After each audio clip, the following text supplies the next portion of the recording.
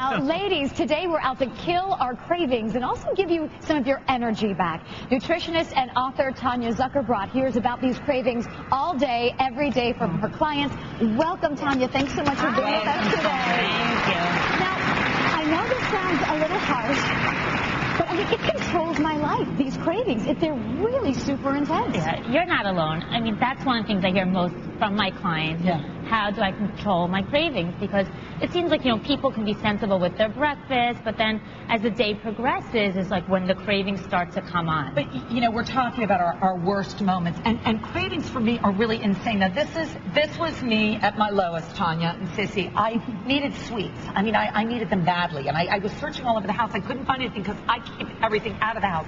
And I finally found a pair of edible underwear that someone had given us at one point. Molly, And I ate those. I ate them by myself. I mean, I'd never worn them, but they were like very much like licorice, and they were delicious. So I was sitting there, but I was like, this is as low as it gets. Yeah. I mean, I'm by myself in a room eating edible underwear. That's a craving. That's a low point. Yeah, It is, isn't it? It is, but you're not alone. And I'm sure, everyone out there, the viewers, if you're sitting there watching this segment right now with the bowl of chips in your hand, put them down. Today we're going to address why you crave, and we're also give you and your viewers some really useful tips to control those cravings, because it is the cravings that really could sabotage your best efforts to maintain an ideal body weight. Yeah. And there's a lot of reasons why people crave. The excuse is, my body needs something. And there are physiological reasons. My body needs Starbursts. Right. You see, I need all sorts of little kid candy, like when you just bite into that Starburst, or like those Sour Patch Kids. Those are so good. They've got the extra sugary spot over the sour that's on the inside. See, And it just does something for you. Yes. I know with chocolate, honestly, it controls me. I have it stashed in my car, in my purse, everywhere but by my bed. And I have gotten out of bed. And women at home, you know who you are, because I know you've done it too, where it just consumes your mind. And I'll be laying in bed and thinking, there's no way I can fall asleep unless I get out. So I go into my pantry with the top 2 cupboard drawers full of chocolate. Right. Full of chocolate. And it's that's where intense. the psychological part comes in. And that's why you need to differentiate. First of all, where's the craving coming from? Is it a physiological need, meaning your body needs it? There's maybe a vitamin deficiency. Or for the most part, is it something in your head that you just feel like you need my it? mom would be the type. I remember being a kid and hearing rappers in the middle of the night, and I'd get up and she would have her little stash too. So I just think I get it honestly or genetically from her. Is that the case, or is it all just in her mind? Tanya, you've got to crave something. I mean, I know you've written a book. You're going to ruin my image here because I am the dietitian. For me, it's peanut butter. Yeah. And as a dietitian, I tell my clients, take your 2 tablespoons, put it on the plate, and eat it like that. If I don't have the jar with the spoon, then it's not even worth it for me. I need to feel that I have, the opportunity to eat as much as I want. But how does it affect your life? Because doesn't Roger, Michael, I hide all this from my husband. He has no idea I like eating all this candy. I'm doing it in the privacy of my own little sneaky spot, all by myself with my food. And you need to think about that, because when your cravings start now to affect your behaviors, whether it's how you're acting around, your family, or particularly maybe at work with your coworkers, is it affecting your productivity at work? This is when cravings become less of something that's a little silly, ha-ha, versus okay, is this really affecting my life? What's the most peanut butter you've ever eaten? I can't admit that on national half a jar or something? It gets ugly. It's hard to know when to stop, because I'll get the little pieces of chocolate, because I think, the little ones they give around Halloween, the little samples. But I'll need 10 of them. Right. So I might as well just have a huge candy bar. And I think since they're little, they're better. And how often have you stolen candy from your children? I've eaten an entire Easter basket while my kid was asleep. That's pretty bad. Then, you have to be in our sorority too, right? With the cravings, you know what? To be honest, I can't finish a dinner without something sweet at the end. So it doesn't matter if I've eaten a gigantic steak with 3 sides. Still got to have some sort of dessert. And if I'm at home, I'm going to raid the cupboard. Even if I don't have a proper dessert, I've got to have jelly babies or a cookie or chocolate, anything. I'm the same way with feeling full. If you're just stuffed to the gill, I still have room for And that's chocolate. mostly psychological, because obviously at that point that's not physiological it's not a craving, hunger. Right. And one of the ways that I address hunger with my patients is, as I was saying, you really need to look at what someone's eating during the day. most people don't get enough fiber in their diet, and therefore whatever meals they're eating are getting digested very quickly. It's increasing their sugars and they're crashing, and that's why you're looking for things. So it's the lack of the fiber in the diet that's causing everyone to crave. And in my book, The F Factor Diet, I address all of that. You know, I give people the tools to eat healthfully throughout the day, maintain their energy throughout the day, and therefore you're not going to have as strong as cravings. And I know we're going to kill these cravings coming up in our next segment, because I have to tell you, I mean, this is something that I truly will absorb from you, because when I was in high school, Molly didn't tell you, I was hypnotized. I went to a hypnotist to be hypnotized so I wouldn't eat so much chocolate. Oh my God. It totally didn't work. Well, we've got to find out from Bob. It's that intense. We need to find out if Bob has any cravings. No, Bob, do you think he's so thin? Bob, you don't even understand what we're talking cravings. No, I totally can hear. I got 3 words for my cravings: Cadbury cream eggs, okay? And we posed a question to our audience just a little while ago. Here's the question: do you often give in to your food cravings? And folks, I mean, I know you do, Molly. I do. I mean, it's not even often. It's got to be all the time. I have to fix it, because then it's just going to get worse and build up. Giving into a food craving every now and then is actually the solution to helping to getting over your cravings. When you make a food too forbidden, then like you really become obsessed with it, like you can't get your mind off of it. So I'll say to my patients, you know, have your food craving, but then once, for example, for me, like have the 2 tablespoons of peanut butter, but then throw it out. And don't worry about wasting the food, because I say to my patients, if you think you're wasting, you're just going to end up wearing it. You're better off throwing it out.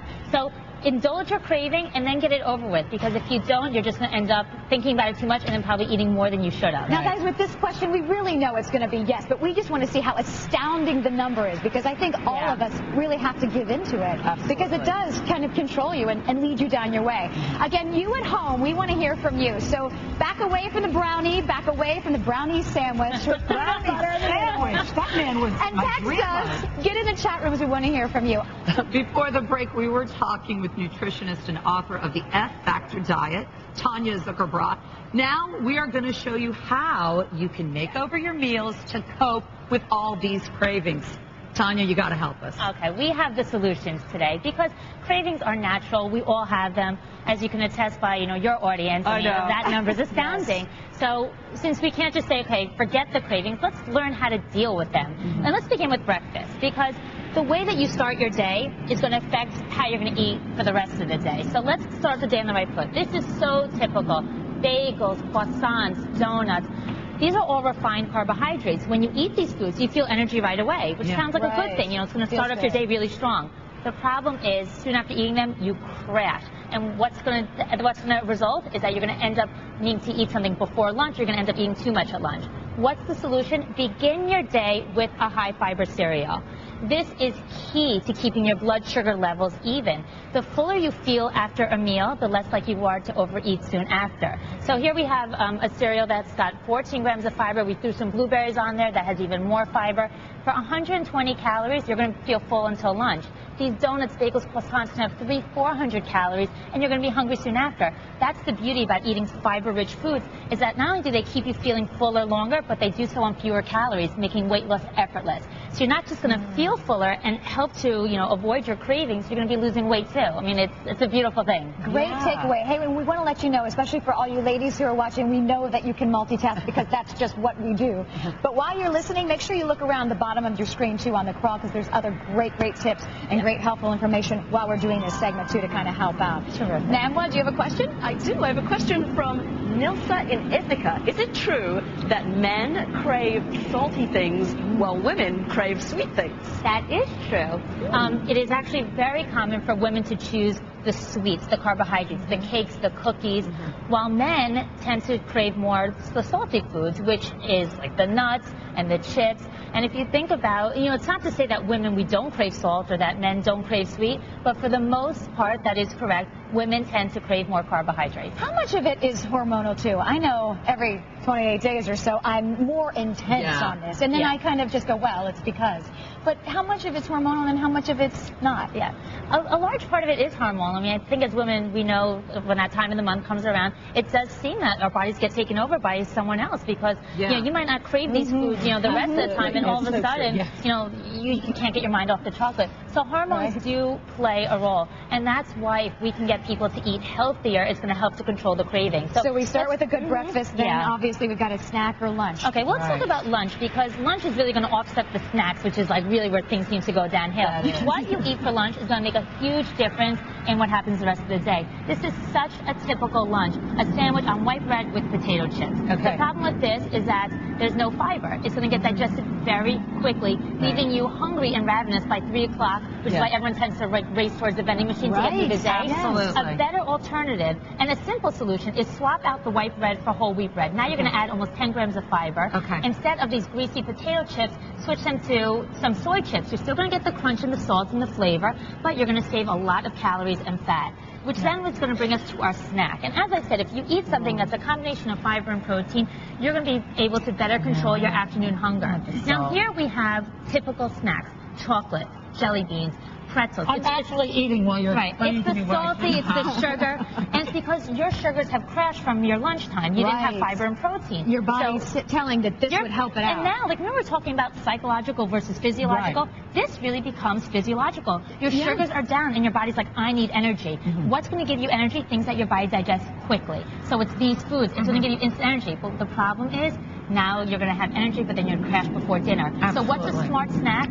Fiber and protein. Here you're going to have a mix of some nuts with some dried fruit. It's that perfect combination. And an apple is good too, right? Apple also is a very good source of fiber. And this is quickly, really fast nighttime. Chinese food, I eat it all the time. And that's great, because people, eating healthy does not mean having to, like, just, eat boiled chicken. You can still eat Chinese food, but what you choose makes a big difference. Here we have white rice, no fiber, with, a high-fat dish, some chicken. And here we have brown rice with broccoli and some chicken. That's going to have the fiber and protein that you need, so you're less likely to probably hit the freezer looking for the ice cream at 11 o'clock at night. It's really keeping it in check, honestly. How about if we stave off all the chocolate sugar for maybe a week or two? Does that kind of help you here? That may help? That's really a short-term solution. I mean, you're not going to go through life giving up chocolate, so why even give it up for that 1 week? Really learn, I like you. Yeah, of course, because it's a lifestyle. I say life's too short. You do need to, obviously, it's the moderation, the sensibility, but I want you to enjoy your favorite foods. You just need to learn how to manage them, and when you eat well 90% of the time, there's always room for that craving, and it's not going to sabotage your efforts to eat well. Tanya, thank you so much. You're welcome. That's it. The name of the book is The F Factor Diet. Thank you. Tanya, it's great, and hopefully it can help us. No more hypnosis for my girl here. We got to stop the cravings. Namwa, we ought to all get this book, all right? You know what? And I love this. Everything in moderation, including moderation. That's something I can live by. Okay.